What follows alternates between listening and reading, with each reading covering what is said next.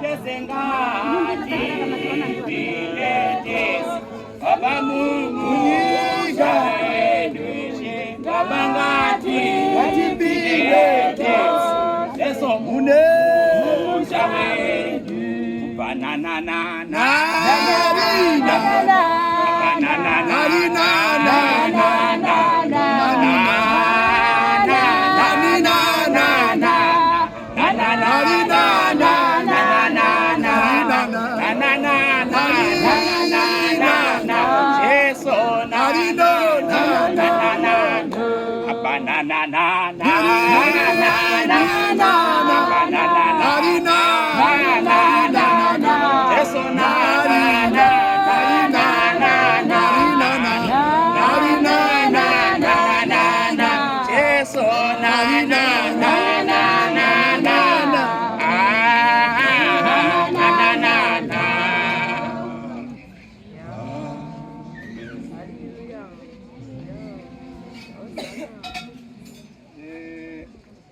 Haleluya. Amen.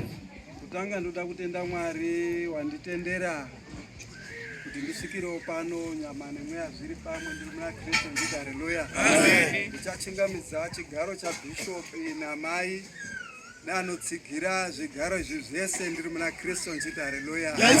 Chakukwadzisai mwese matenderwa.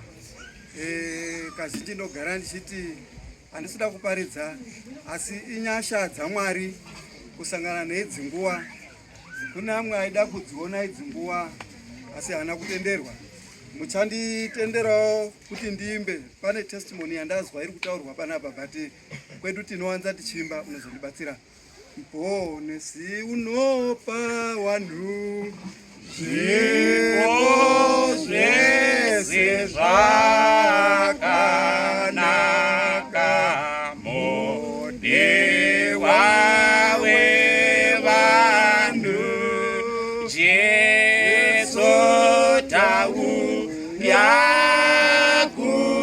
yakunewe inzwa zvikumbiro zvedu tiri kukutsvaga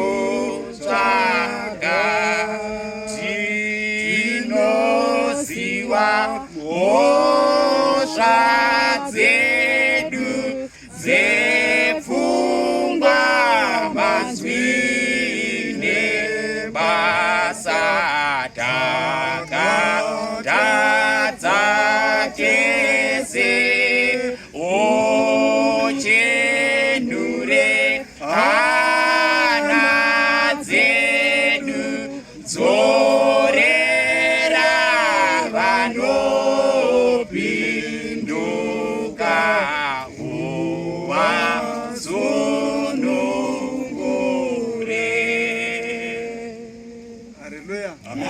kutenda Mwari.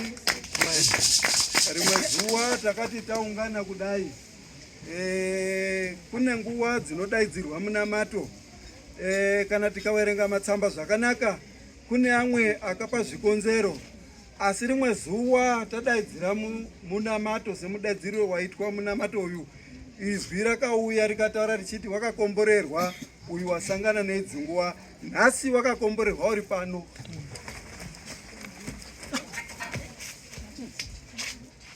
Wakakomborerwa uri pano wasangana neidzi nguva ndi Jesu Kristu tenzi wedu. Amen.